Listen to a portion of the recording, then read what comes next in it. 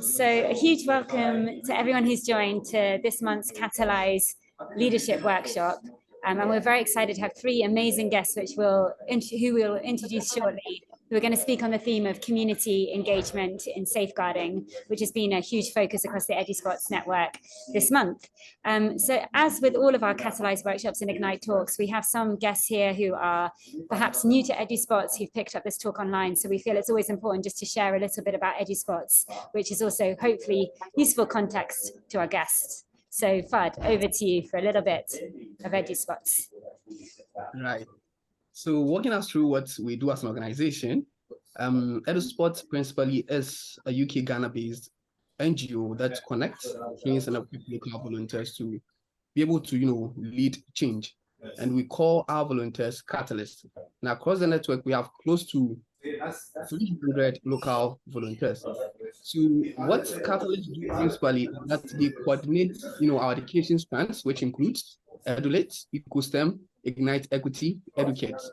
And these spaces with STEM sports are collaborative, innovative learning centers where communities come together to ensure that there's active learning, there's active teaching ongoing. And as I mentioned earlier, we have 50 community centers or community spaces across Ghana and Kenya.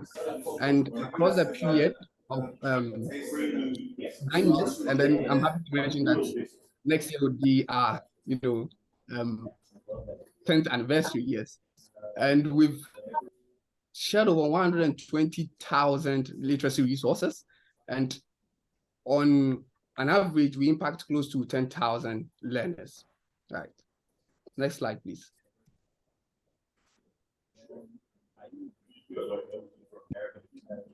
I'm happy to pick up on this slide, but basically if anyone wants to learn a bit more about our work, we've recently released a new handbook to EduSpots model, which is being created by the network as a whole. So I'll be putting the link to this in the chat so that you can take a glimpse to have a bit of a deeper vision about EduSpots work. Back to you, Fuad, for just an explanation of the Catalyse program and where these workshops fit in. Absolutely. So our Catalyse program, let me just start with why volunteers really matter to the organization. Because then we understand that communities operate in different contexts, and volunteers are the people leading change in these communities. And the Catalyse program is a program that is, for our very committed volunteers. And this program is to imbibe in them our core ways of working and to, more importantly, bring out the leadership in our committed or in these committed volunteers. And we create workshops, as the program runs, we have avenues to ensure that volunteers are supported. And what some of these avenues are these online sessions where we bring experts from, diverse fields to share with our catalysts some of their wealth of knowledge.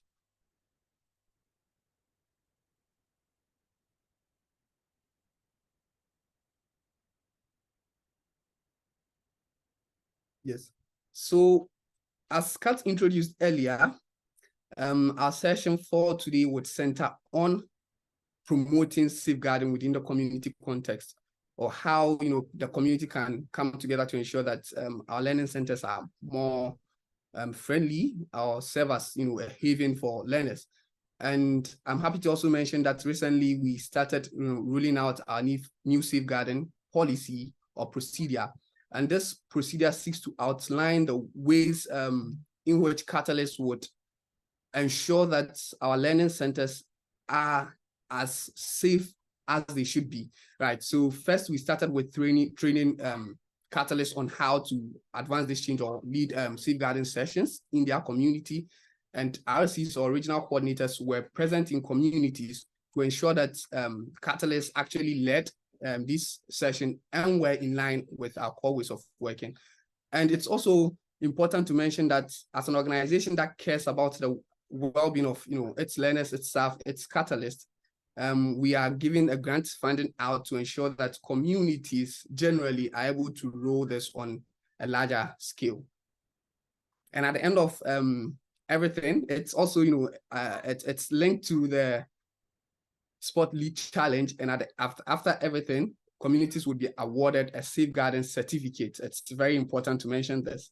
And this certificate ensures that, yes, the community is with the organization, right? Great. So just to add that the focus of this session is on the community aspect of this exciting safeguarding process that communities are moving through.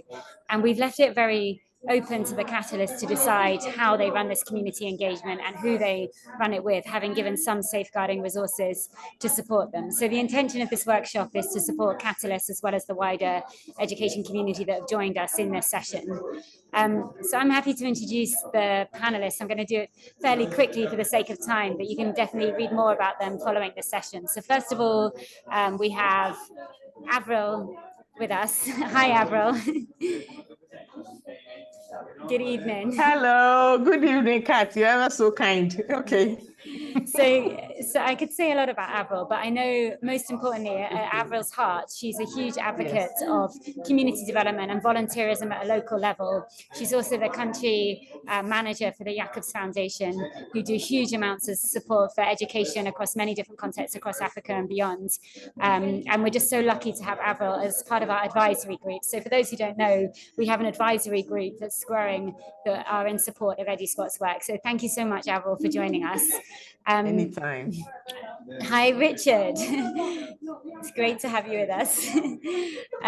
So again, I think something else that stands out about Richard is his similar commitment to the development of education in Ghana at the community level, with his heart in making sure that communities are involved in pedagogies that reflect their community context in different ways. He has vast amounts of experience I could spend a lot of time listing, including as head of programs for AfriKids, alongside working with the government on senior high school education and many other areas. So thank you so much, Richard, for choosing to spend your time joining EduSpots this evening and more generally.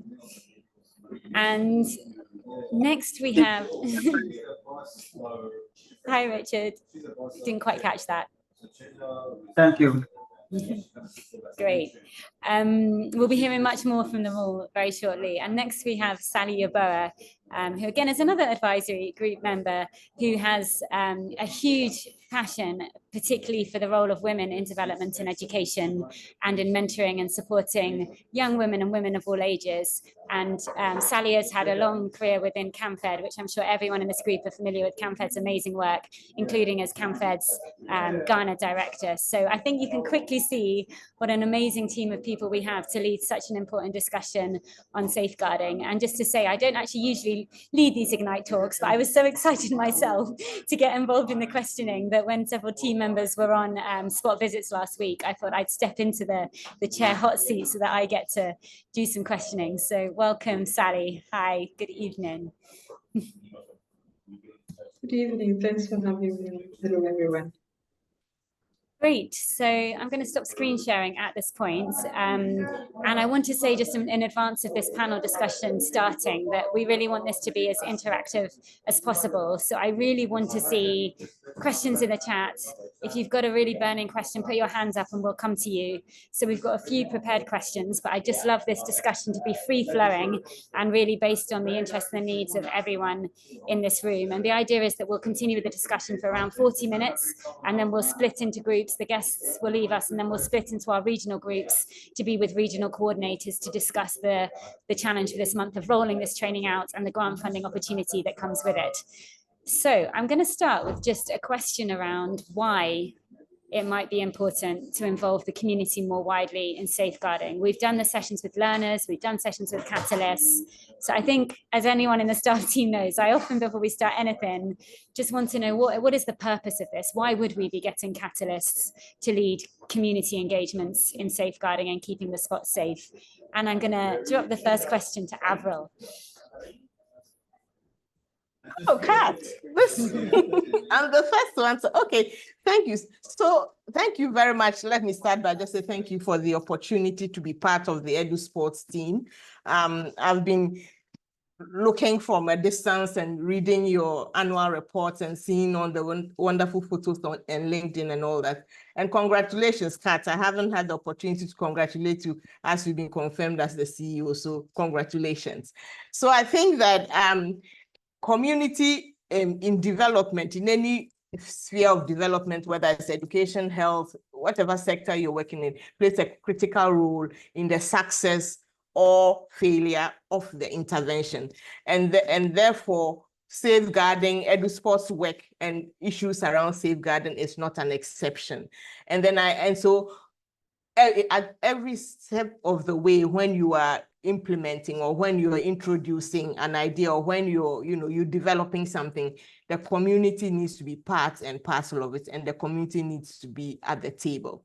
So if we zoom into safeguarding, of course, the community must be part of it. The kids who are coming to access the spots live in the community. Their parents are in the community. Their relatives are in the community. So it is quite critical that whatever we're teaching or empowering the kids with in the sports are also replicated at home or even wider in the environment in which they live. So I think that that's one key aspect why the community plays a major role, and the Catalyst should be able to lead this discussion on safeguarding with the community so that we are building a whole ecosystem around the child, whether they are home, whether they are in school, whether they are at the sports, whether they're on the playground or in the market. Everyone knows how to treat children, and children are getting the best treatment that they can have in the community. So I'll end here and so that others can also add. Thanks. Amazing. I love that phrase, as you put it, the whole ecosystem around the child and the importance of not isolating the safeguarding work into a context that might have differences at home or similar. Richard, over to you. Yeah, so thank you very much. Adding from where Avril just ended, you know, if you read the EduSpots model, it grounds and briefs on empowering communities to take the center stage as far as to supporting their children's education is concerned. So whatever thing as a catalyst or a volunteer I do, you just need to be sure that the community take the center stage. They are provided the opportunity to initiate, to participate, and lead in the conversation as far as safeguarding is concerned. The reason being that they need to have the clear understanding, appreciate the issues as far as safeguarding the welfare and the rights of their children is concerned. You as a catalyst, your major role here is to provide the environment and facilitate for the community to take the lead, provide that supporting role for the children. Because the fact is that the children are living in the community, living with the parents and the family, and you are there with them. And then the community, for that matter, the parents are the best people who understand the needs of the child and can provide what supportive environment system that they need. Thank you very much. Thanks, Richard. And yeah, the point you just last made there about the parents being the people who clearly understand the needs of the child best and who spend so much time with them is so important. Sally, I'm going to slightly shift the question a little. So we always talk about communities, and I think in EduSpots, when we've spoken about the task for this month to engage communities, we're sometimes guilty of kind of using the word community, but not specifying who we mean. So I'm curious to know from you, who do you think, who should the Catalyst engage when we talk about the community? Who are the priority? Thank you, Kat. First of all, the community is us. We here as people who work with EduSpots or are part of EduSpots engagements. That's the first community. In fact, when you're pointing a finger out there, the four is pointing at you. So it is important to look inward first. Whatever policies, whatever instruction, whatever we are putting out there, we must be reflecting on it first as a community. And then when we're going into the local community, the people we work with, the teachers who are very close to the children, they can be one community group. Even the friends, even the children themselves, they are community. that you can engage, you can interact. In Ghana, we say that the child belongs to the community. It's not really about the parents, it's about the community. So anyone who meets your child on the street can prompt them, can talk to them about doing something right, you know, can punish them, quote unquote. So yes, ourselves, first of all, we would make a huge mistake if we look externally and not prioritize ourselves. And then in the community, we can talk about parents, we can talk about teachers, we can talk about guardians who support the children, boys alone as a community. There are so many groups that you can put together and reference as communities. And that kind of targeting helps, so that the language is different depending on who you are engaging. It cannot be one size fitting all. So it's important that you're doing a good assessment of the stakeholder group or the community, and actually segregating them and being targeted with how you engage them, because the issues are different. The issues are different when we talk about safeguarding. Amazing. So if we've kind of got all these different groups, we've got us, and I love that thought that we should never separate ourselves from the community that we're working with. And also we've got parents, we've got traditional leaders, we've got religious leaders, we've got the children, we've got the teachers, we've got local businessmen, local businesswomen. Shouldn't put a gender on there. Richard, I'm going to come to you and ask sort of how do we as catalysts, when they've got all these different groups, and as Sally is saying that we need a targeted group which is specific to that particular group, how do you recommend that the catalysts decide which group to focus on? Because they're unlikely to have possibly the time capacity to engage all of these groups within the month. Okay, before I go on to my question, let me quickly just add from where Sally left, say that in defining the community, it's also important to remember the issue of inclusivity. Often when this is going on, or as catalysts or volunteers in the community, when we are dealing with people, there is that possibility, non-intentional, to sometimes circle out some of these minority groupings.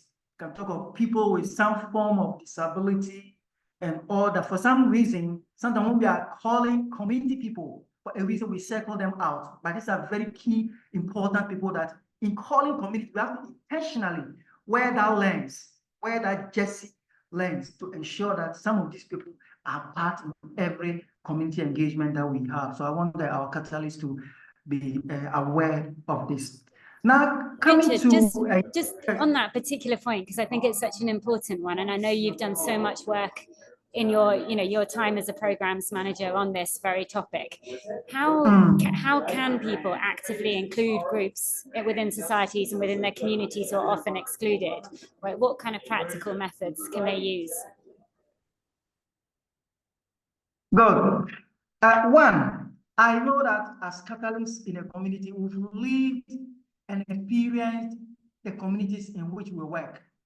We have some understanding of the community as far as the people, the families are concerned. So we have a sense of some of the houses that have some of these group of people. So for example, some children with some form of disability, some as a result of a social challenge find themselves not settled in. Let's take, for example,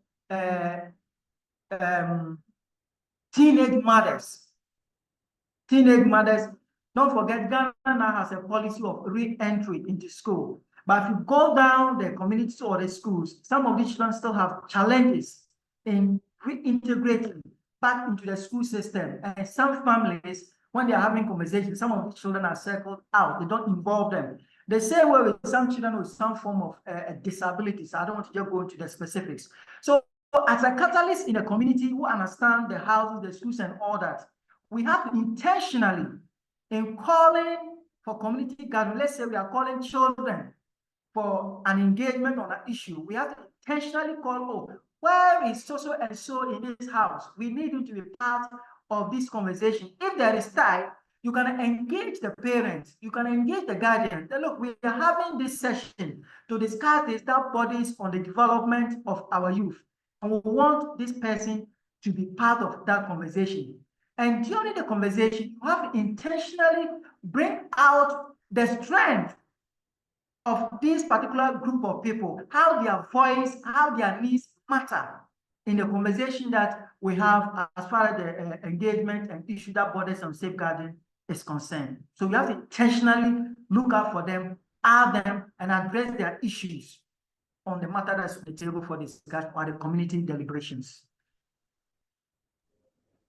Amazing, thanks, Richard. And were you going to continue on to kind of how, when we've got a limited time of Catalyst, how we might focus our discussions? That would be very helpful.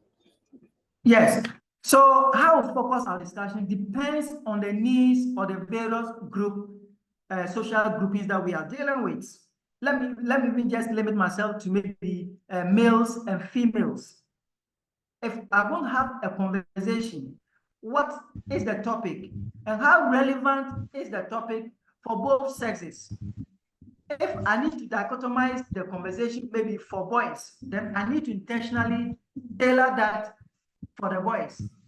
If it is for the girls, I need to intentionally tailor that for the girls. If it's for the parents, you need to also intentionally segregate it. Let's come to the issue of parental responsibilities. I'm just taking that as a topic, and you want to engage parents. There are situations that you have to intentionally engage both parents or engage the fathers and the mothers. Because if you go to our local settings, there is this assumption that it is the mothers who cater for the children. We, the fathers, we are to go to the field, go to work, and bring the resources home for the mother to cater for the children. But it is not really the case. So, and as far as our cultural system is concerned, sometimes if you bring men and women together, you are likely to find the men dominating in the conversation because of cultural systems. You will not see our mothers contributing in the conversation, but sometimes they have some clear needs that if you give them their own space and opportunity, they will articulate some of the teething challenges that face them that will need your address. In the same way, if you are engaged, you are able to let them understand that it is not really the responsibility of our mothers who are to take care of our children, but the voice and the support of you, the father, is equally important here. Why should the Catalyst do this? You do this because as a patriarch society, most men, when you hit on certain issues, they feel that you are bruising their egos. And when that happens, they are likely not to participate in subsequent engagement. And you need them to continuously do. There are some issues that also borders on community leadership, maybe issues of bylaw, issuing some caveat for the entire community to obey. So that one, you may want to look at the community leadership, the chiefs, the religious leaders, the heads of school, and all that. Topics that depends on them. You also meet this group in their own block to discuss the issue. Something that borders on the responsibilities of children. You know, as a right approach social agent, often we are tempted to look at the rights of the children, but they also have a responsibility of children, such that you just create that ambience where the children will feel free to deliberate and you can take them through what is supposed to be their responsibilities as children, as far as their own safeguarding is concerned. Because in as much as the Catalysts want to work with the community to ensure that their rights are not abused, they are not neglected, there are some responsibilities that children will also have to undertake to ensure that parents or the key stakeholders provide all this support. So depending on the topic and the focus that it takes, you need to do this segregation, engage the various players to appreciate the issues and come along totally as to synergize all the issues. Thank you. Sally, do jump in.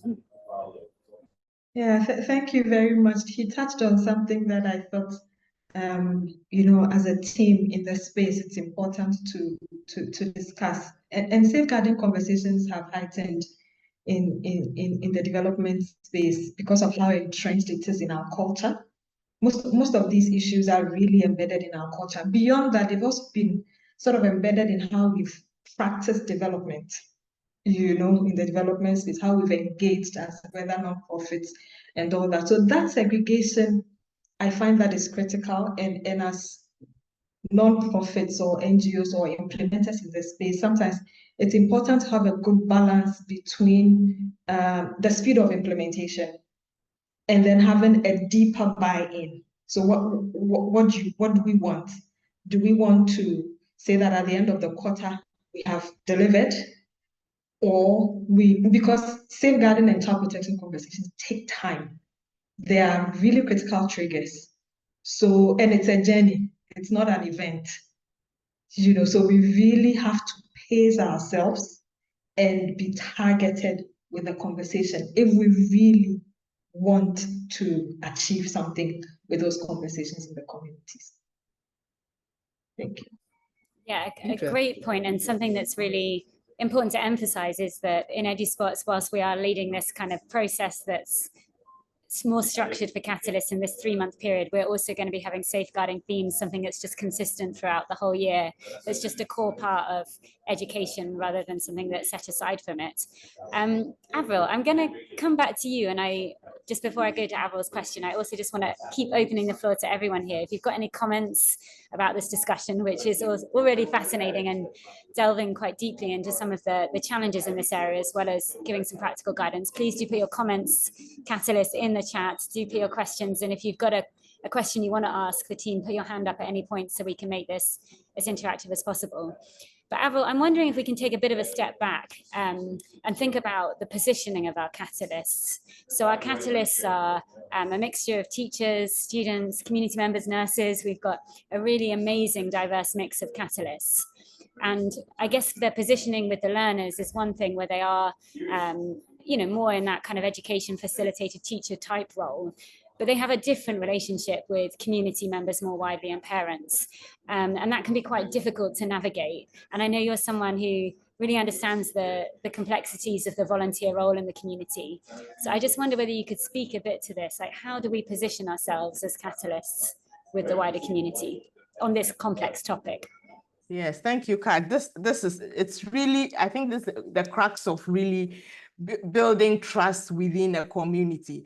And we, as you said, we often come in with the mindset that we know better than the community, or we've done this. I have 6 years of doing this, but that's really totally wrong. I mean, as a catalyst or a facilitator, or even if you're the CEO of an organization and you're going into a community, you need to build trust.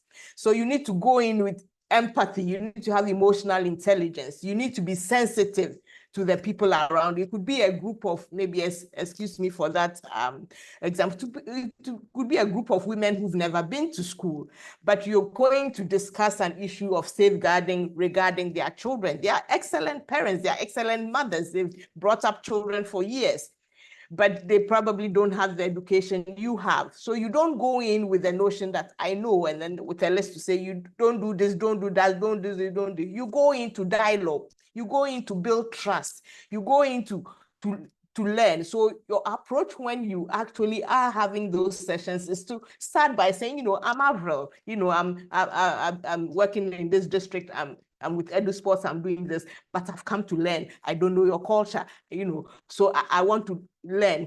How do you want us to work together? So you go in with an open heart and an open mind. You build the trust. And once you build the trust, you see that the conversations would flow. There needs to be a lot of sensitivity on the part of the catalyst. My colleagues have spoken about it. There are cultural norms, certain places women don't speak, or children shouldn't be seen and heard. You need to be aware as a catalyst of all these traditions and norms, even if they are negative. Yes, maybe your idea is to change the negative one to positivity, but you can't go by telling them, oh, these are all wrong. Oh, you shouldn't do, oh, no, you shouldn't cane your child. Oh, no, don't shout at the child.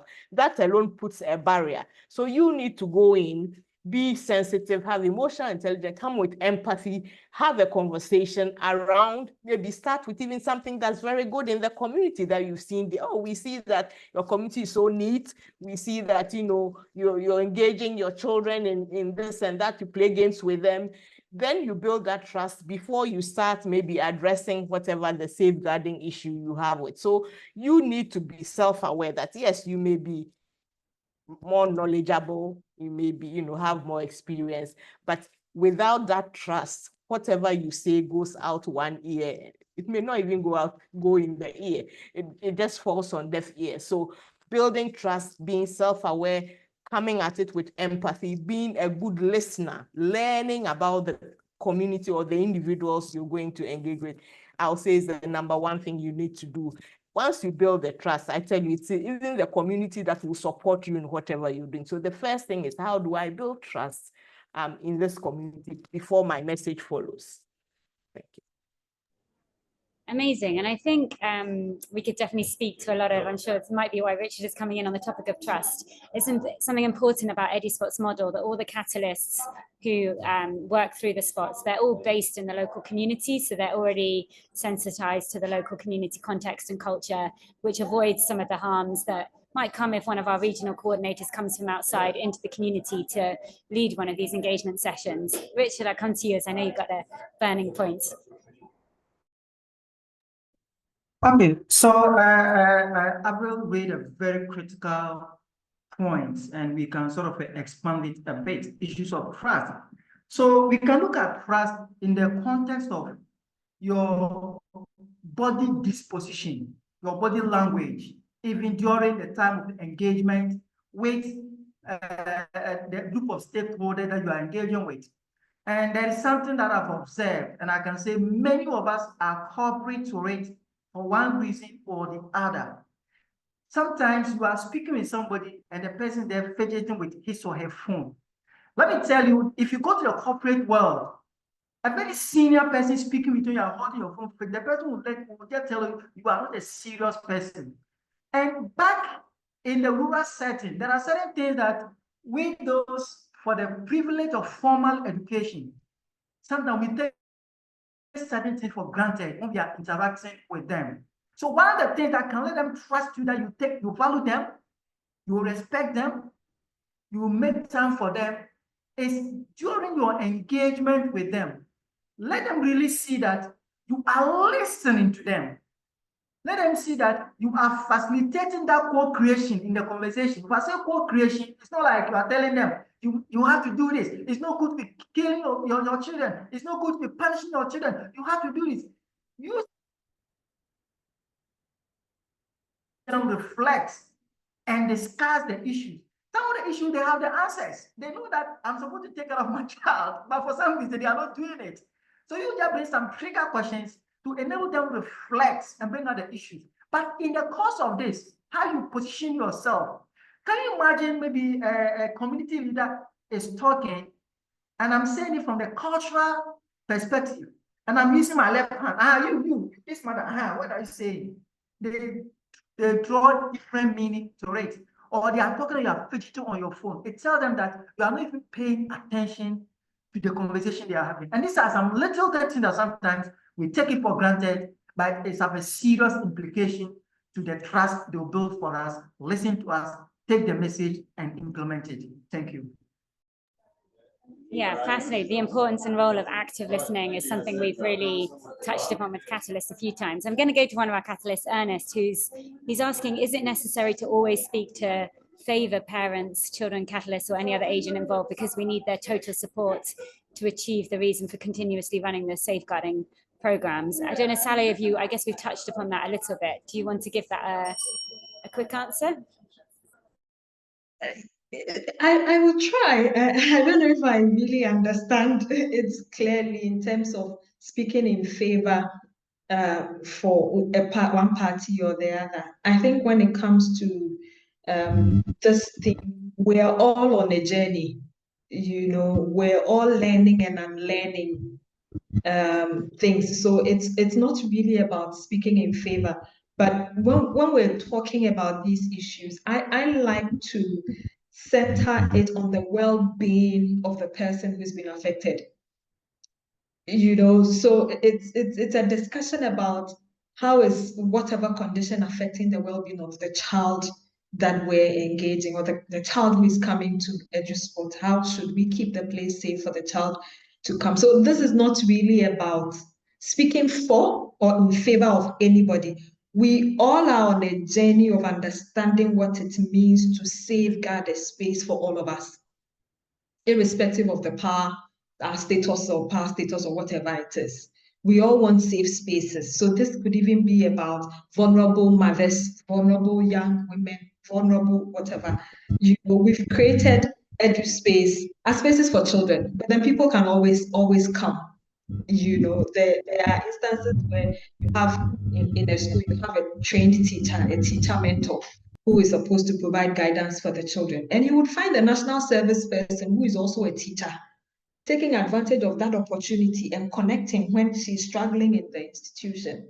So EduSpots becomes a safe space for the community and anyone who wants to reach out to a catalyst to share something. So for me, my orientation would not be about speaking in favor for or something, but by all means, the affected person is at the center. We're not pointing fingers at anybody. We're all learning how do we ensure and unlearning some of the things that we've done in the past. Because in our communities, a child is not supposed to talk. And we all have superior power over children. You know, we instruct them anyhow, and we expect that it's okay. We all do it, even as catalysts, we all do it. So this is about all of us unlearning certain things and then learning how to keep the space. There are several photos we're sharing of girls without their consent on social media. We're all at fault for doing that. 20 years down the line, they'll become big people and feel offended that we put their pictures out there without their consent. So we're all in a space of learning. There isn't any perfect one in this space. So it's a journey. So that's why Avril was saying, and Richard was saying, you don't go to the community and show that you know you are clueless. You are there to understand what it means for them to keep a child safe, their own interpretation of how to keep the child safe. And if you center it on the well-being of the child, then they'll be willing to share how they think you can protect their children in that space. So it's not about compliance, it's not about to-dos, speaking for or against anybody.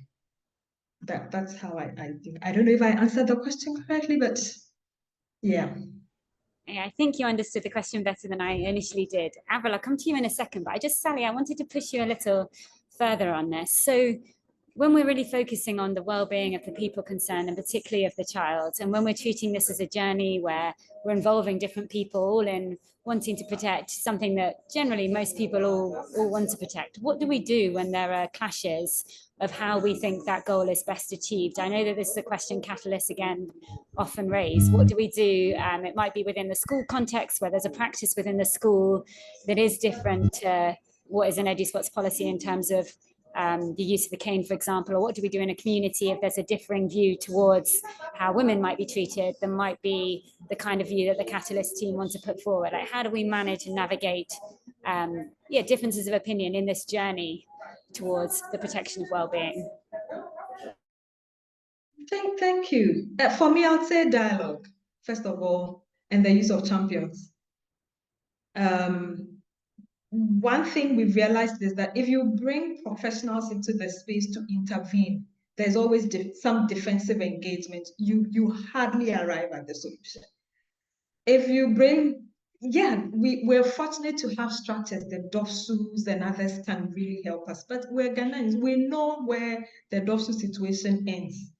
You can actually report a case and you can't get a lawyer to the finances and all of that. So it's a good way to go, but the better way that we think have worked is a lot of dialogue. Again, because we're all seeking to understand, dialogue and champions in the community.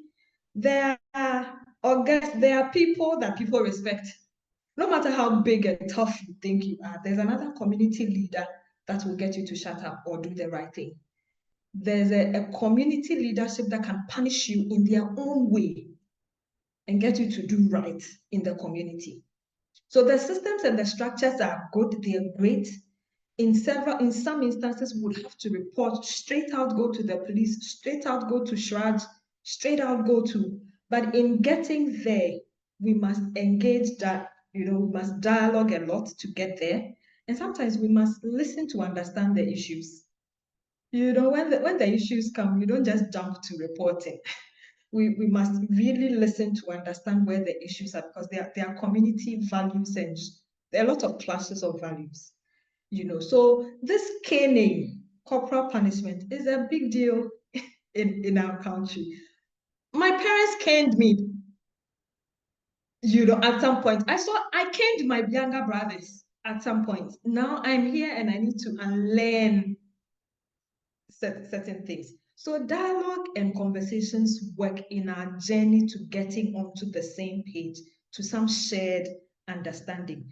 In those extreme cases of rape, molesting girls and all of those ones, like a speed of lightning and sharp, the report happens. In other instances, so it depends on the issues that are coming, but in our local communities, a lot of dialogue and a lot of engaging champions have proven to work in our favor. Bringing external people to facilitate whatever process sometimes can be challenging. That's what I've realized. My two cents. I think, and maybe sometimes, Sally, in that dialogue process, you might realize that you're not the best person to lead that dialogue. Sometimes we get out of our depth with things, and that's why in EduSpots policy, if there is a concern that you have, that we have this idea of passing it on. So in a school-based spot to the head teacher, or within a community-based spot to the project leader, so that they continue that dialogue rather than you becoming the investigator when you might not be well equipped and you might not understand the full community dynamics and similar. But as also if you said, where the incident is of a case where anyone is at danger, then the police should be called immediately. And if it's of any serious nature, then the head teacher and the project leader would pass it on to the relevant authorities and to EduSpots as soon as possible. Avril, I'm sure you're going to build on this theme of dialogue. Yes, definitely. But before I do that, I wanted to agree with Sally about the previous comment or question about favoring the parents. And I wanted to say that sometimes the parents are the perpetrators. So you don't have to favor, as Sally said, the child, or in this case, if I should use the word victim, is who we are protecting. And it could be an issue that the whatever is happening is from home. So the parent could be the perpetrator or could be encouraging it and all that. So that we need to, go in, I'm picking her words, learn and unlearn, and just have communication and dialoguing. You need to speak to the point. You need to be open-minded. You need to start from a common ground. Some of these issues are quite sensitive. So as you said, if you need to get a specialist, if you need to get a counselor, if it has to be the Queen Mother, if it has to be someone in the community who is respected, who you need to talk to for them to sit in or stand in or take it up, you need to do that. But you just don't go with the pointing fingers type of attitude that, you have been naughty, you have done wrong, but listening, because I'm not saying that there's a good reason for, putting the child in harm's way, but it's good to get to understand, the person's thinking, because it's only at that point that you can reschool them or you can engage with them for them to unlearn and learn. But if you don't understand where they are coming from, for instance, if they are caning a child and you don't get to the, why are you caning a child? Why don't you have, as Sally said, I was also caned initially, but I think after a while my parents realized, probably not. So we've all gone through that process. So that could be the reason why you are caning your kids and not, you haven't really thought through the repercussions of it. So once you understand the reasoning behind whatever they're doing, then you are in a better position to even call for help, or you're in a better position to bring in someone. But yes, if it's gender-based violence, if it's rape, if it's those serious things, then you need to report to the authorities. I know in the community, sometimes parents are the stumbling block because they feel stigma and things like that will come up. So if there's an issue with someone, raping their daughter or something, they probably want to hush it and say, oh no, don't go to police. Everybody in this community will know that my daughter is a girl who had that happen to her. But I think that that's a point that we need to also school the parents and say, look, this is in the interest of this child. The idea is to protect the child, protect the victim, and make sure that the stigma and all that goes with it, is sheltered. So it's not a story that you are sitting in the community meeting and say, oh, well, do you know what happened to Avril? No, but it's really going to the police, being discreet about it. Whatever investigation needs to happen discreetly, so that they protect the innocence of that child or protect that child from the stigma. So it depends on, the safeguarding issue at stake. If it's things that we are talking about, like caning in class, you're dealing with school head teachers, that probably is more easier to address, because currently everybody, even GES itself, has said they shouldn't see the cane in the classroom and all that. So those may be easier through dialoguing and depicting it and drama and all that. You can use that. But if it's criminal issues and issues that really harm kids, then you need to go to the right authorities. There's also social welfare in all these district offices and all that. If you feel you cannot go to a police station yourself, you go and report to the social welfare offices.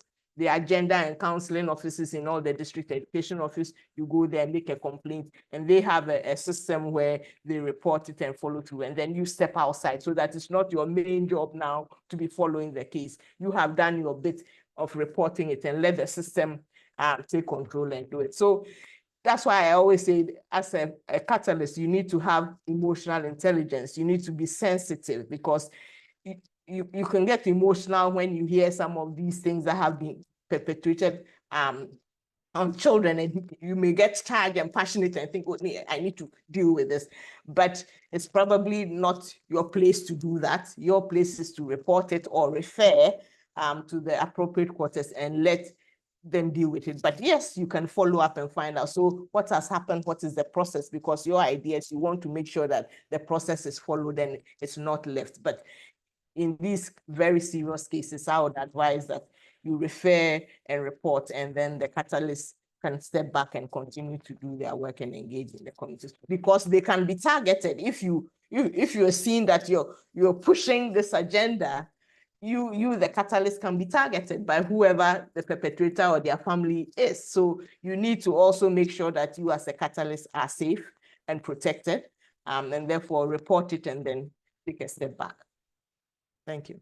Thanks, Avril. You touched upon so many key elements of our safeguarding policy there. And I think a key element of what you were saying is the importance of confidentiality. So if you as catalysts are passed anything on to you and you have to pass it on to someone else, that whole process should be completely confidential. There shouldn't be any sense. I'm sure we don't need to say it to the catalysts in this room. There shouldn't be any need for sort of gossiping or spreading it to wider other people. And I often think it's also really important that you don't need to be the one ascertaining the truth of a situation necessarily, or be the one even accusing anyone of something. That times I've been a teacher, we were always advised, if we saw a teacher with a student after school, in a cafe looking a bit too familiar, it might be that that's their niece or something that we don't know about, that might not be, there might be nothing going on there, it might be completely innocent. But if you just pass it on, then that person who has the experience and the role to investigate properly, and that investigation, it doesn't look like some kind of, police investigation necessarily, depending on the nature of the incident. It will just be about finding out a bit more information and just making sure that we do have that system to have checks to make sure that everybody is safe. I'm just going to turn to some of the amazing comments that are now coming through from Catalyst. So Daniel is saying, child safeguarding is a shared responsibility. We need to make our actions speak to the stakeholders we want to bring on board. I'm going to go to this question from EduSpots. A community where caning a child is considered the best way to reform the child. What other ways can we engage the parents of the community? So Richard, I'm going to come to you on this for a brief answer as we're running out of time. I think we're thinking of doing some training with teachers, definitely on behavioural management strategies, because I think it's one thing, isn't it, to say, let's just get rid of this thing that's a big part of how people have functioned for decades without replacing it with something. I know this is something I'm sure you've done a lot of work on as an experienced educator. What can replace the cane? And how do we go about that process of finding alternatives with communities? Yeah, so before I say that, a quick thing to add the conversation is that referring a case to someone to attend, sometimes also need to look at the person you are bringing on board, especially at the community level. For example, a girl has been raped and you want to attend to it, you want to refer the. For all you know, the head teacher is also a partner in this sort of crimes in the school. So if you refer such a case to the head teacher, the girl will not open up. In the same way as a catalyst, sorry to say this, we ought to be very careful not to place ourselves in a position of compromise. Gauge the community, understand the community social systems, things that you do that you suspected of having something to do with a child. Think about it before you do. Time, places, situations, and all that. Think around it. Now, coming to the question itself. Yes, there are so many ways that we can correct a child, both at home and in school. I mean, we're all, our psychology 101 class, we're told that one of the things to punish a child to maybe withdrawal of some privileges. But I think it is important children find themselves in some kind of situation that calls for the punishment. It's important either you, the catalyst, with the parent or the teacher, have some conversation with the child. Because to tell you, sometimes some of the children, what they do is some outburst of the kind of socialization they found themselves either at home or at the school. Look at a child who comes to school late. You may be caring the child today, you've cared the child tomorrow, you've cared the child tomorrow, you've cared the child, and the child is still coming to school late. We have conversation with the teacher to do a follow-up to the house. Where does the child stay? What are some of the domestic chores that the child engage in before he or she comes to school? Stay with the biological parent or other guardians. I'm sorry to say we used to think that other guardians treat our children in a particular way. But these days, you get to realize that even our own parents have a very way that they handle children that does not support their total development. So that's at the school level. At the community level too, it will still be important to engage the parents. I know parents who deny children food because they've done something wrong. And you are expecting that same child to go to the school and learn. Or you are expecting that same child to go to the farm and bring some food products to cook, give to other siblings and deny that same child. Certainly, the child will not go. But parents think that, like Sally and Avril all agreed, we have gone through some socialization, and some of our parents still think that my parents took me through that, and that's what has made me a resilient person today. But it's not the same. Our time of the Maggie cubes and the Indomies and a whole lot of things have made our system quite different. So I think as a catalyst, observing some of these things, we did need to, in a very nice way, unquote, engage the parents, engage the guardian to know that, look, this thing that we are doing is not really correcting the child. Because I know children who, as a result of the caning and the beating, leave the house and finally get themselves joining bad companies, and they come back home worse than they left. The same way, it's important to also engage the child too, to understand why he or she is doing that. What are the things that you need your parent to attend to for you to do what is expected of your guardians and parents? These are one of the that I can add in terms of the time.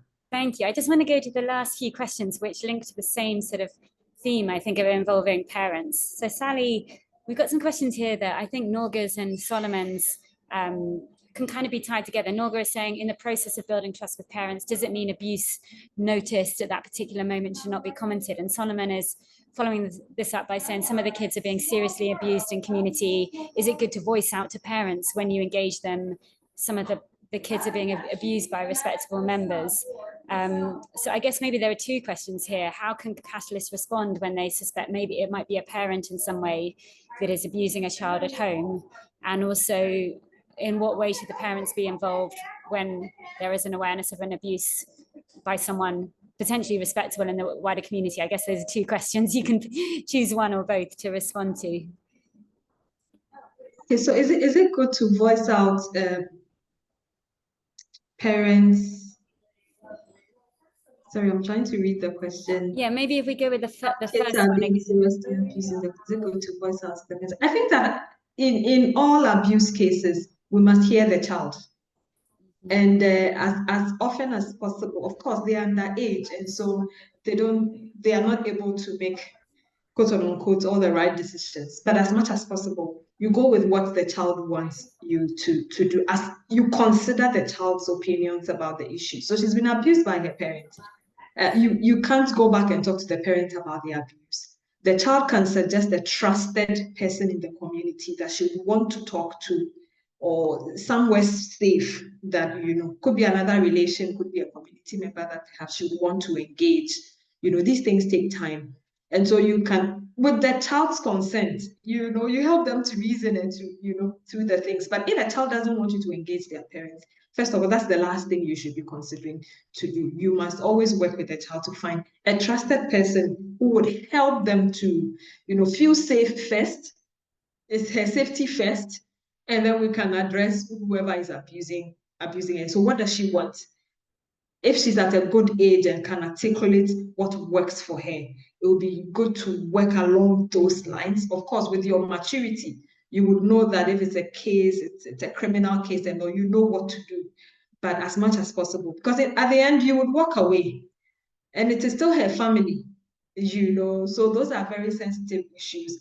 She must always find he or she must find a trusted person that they would want to connect with and feel safe before you can engage whoever is involved in who the abusers are.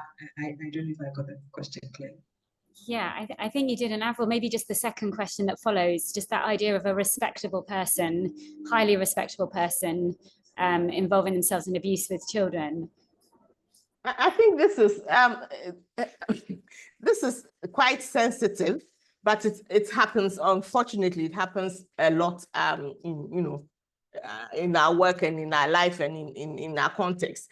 And so I think that this is a bit where the catalyst has to, use a bit of judgment or a bit of, thinking through what's the most appropriate way or who is the most appropriate person to voice this out to. Because if they say respectable members, it could even be that it's the chief who you are going to talk to who is the perpetrator. So I think you need to do a bit more finding out of who or who is involved, and then that will guide you if this is something you go to SHRAJ or you go to the police or you go to the social welfare officer, or even it may be something that you sit with the parents, the mother or the father, and broach that this conversation came up. I'm not sure. Would you how do you engage? So I think there's a lot of sensitivity around some of these, especially the abuse cases. If it's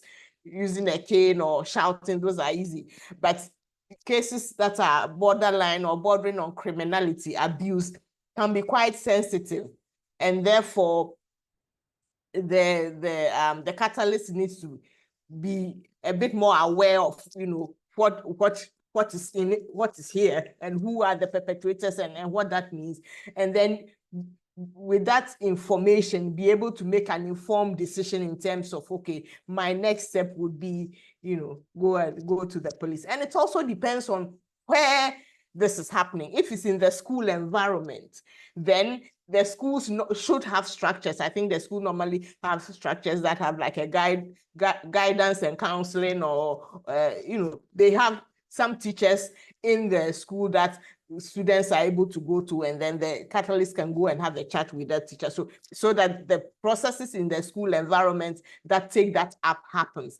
But if it's outside the school environment and it's in the community and it's in the home, then that becomes also a different mechanism that you need to use. Because if it's in the home, for instance, if it's an uncle or something, then even telling the mother, maybe the mother will say, no way my brother would do that or something. So that may be difficult. So you need to really be sensitive about this and find, I think I'll go to Sally's points, find someone that the kids trust. I mean, I think that sometimes what we need to do is I always go back to the trust. We need to let the child who has come to you with this information needs to trust that this information is safe, or I am safe in saying this, I won't be victimized, or you are not telling someone. So building that bit of trust without, going overboard, but then also figuring out who within the community system can this information go to, especially if it happened outside the school, who will take it up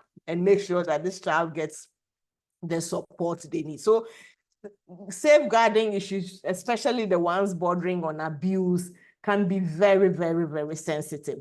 And so what I'll say that if you're in doubt, ask someone. I mean, I'm sure that your safeguarding policies and all that have directions in terms of what to do when this is happening. So I would say that rather than maybe a catalyst just thinking, this is difficult, let me just do this. Whenever in doubt or when you're not sure, when you feel that this is an issue which is borderline criminality or is outside your comfort zone, for example, I think you yourself need to seek help and say, what do I do with this? Either calling another catalyst, calling your supervisor or something and say, this is confidential, I heard this, what do I do? What will you suggest I do? So that you also get the support, because sometimes you can even, I mean, just hearing about this, this crime can overwhelm you. So I think that depending on the situation, you need to really temper it with some form of thinking through it. And I go back to emotional intelligence, thinking through it, the sensitivity it deserves, and then seeing what structures are in place. I mean, I think it's easier if it's in school because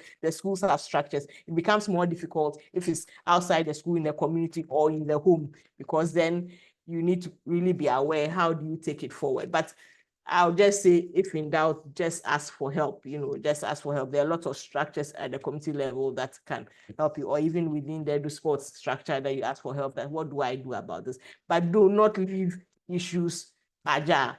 Once a child has come to you and has reported something, if you don't do anything about it or tell anyone, you have broken the trust. They will never come back to you with something that may even be worse. So the child needs to feel comfortable. The child needs to feel safe, that the space that I'm having this dialogue with you is safe, and that you'll be able to do something about it. And that's how you get them to come to you or to express themselves about these things. So it can be, it's not as easy as we are saying it, depending on what is happening. It can be difficult, but I think that the catalyst also needs some support, especially when Avril, my laptop is about to die, so I'm going to jump in. And I know we've also gone over time because this has been such an invaluable and insightful session. So Avril, just following up from your really important comments there, that we do in EduSpots, we're always here to support.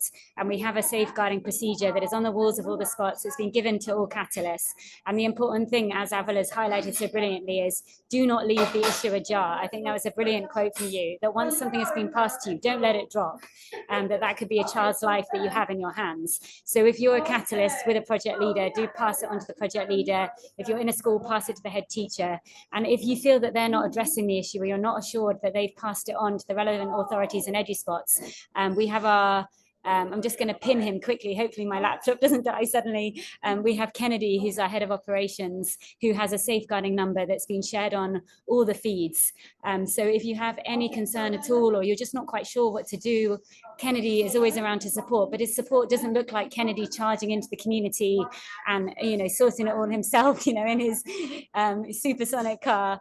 He will literally be reflecting it back to you, exploring more about the community structures and the situation. And you can also contact me at any time. I'm the official safeguarding lead for the whole organization. I guess safeguarding is wider than the spots. It's a thing that's across the whole organization. So if you have any concerns about staff conduct, for example, you can come to me or to Kennedy. And if you have any concerns about me or Kennedy, there's also Amjad, the safeguarding trustee, whose number we will share on the feed, as none of us are incapable of doing awful things. Humans are fallible. So let's make sure that whatever we notice, let's keep our eyes open, let's keep our wits about us, and let's remember that there are, a huge difference that we can make collectively as a network through this work. So I want to say a huge thank you to Richard and to Sally and to Avril for this session. I've learned a lot, and I think we can keep this as a really useful resource that we can share in future years. And also just to mention that these have been shared as useful tools for community engagement with all of you as part of the last spot visits. Do take a look at these picture cards. They're really great ways of kind of prompting that dialogue. So they're designed to be very much led kind of by the